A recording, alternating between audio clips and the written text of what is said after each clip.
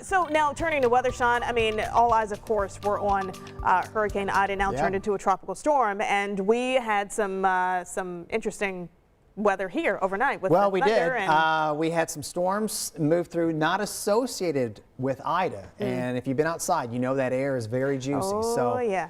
We're going to have more storms again this afternoon, not with Ida, and we probably will miss out on the bulk. And let's talk about Ida, a historic hurricane. Now, in terms of pressure, Katrina actually had a lower pressure at landfall, but if you'll notice, Ida's wind field was stronger. And it matched the unnamed hurricane of 1856 and Laura just last year for the strongest wind at landfall in the state of Louisiana. And Louisiana now the only state in the U.S. to have 150 mile per hour plus wind hurricanes in back-to-back years. Laura just last year. So, and this is historical hurricanes along the central Gulf Coast. Michael just about 3 years ago, remember that category 5. There's Katrina, there's Ida, and there's Laura here. So I put things into perspective for the state of Louisiana. Still going now, tropical storm.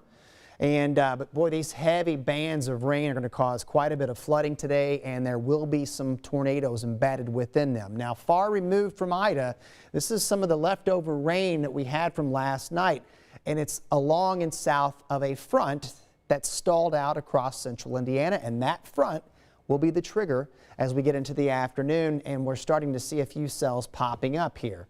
Unlikely that we'll have organized severe weather, but there's going to be localized flooding with some of these storms and frequent lightning. That's the main threats for today. 80 Muncie, 80 Lafayette, 76, but boy, very humid, and that's fueled some of these storms from the overnight. Muncie got hit pretty well, over 3 inches in spots in Delaware County.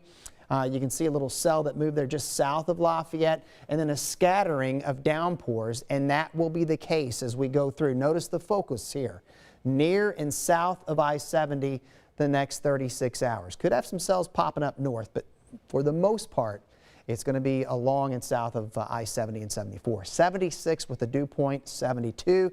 That is the air you can wear. Juicy stuff out there for after-school weather.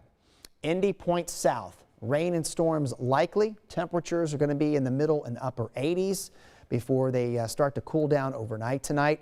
And there you go. These will be sun-driven storms. Then we'll wait and watch tomorrow. We'll see a few more showers popping up here. The bulk of Ida will stay to our south and east. And once we get through tomorrow, we're putting this puppy in cruise control. Look at this. Sunshine Wednesday, Thursday, Friday, lows in the 50s, a comfortable muggy meter. And right now, overall, looks like a pretty decent Labor Day weekend.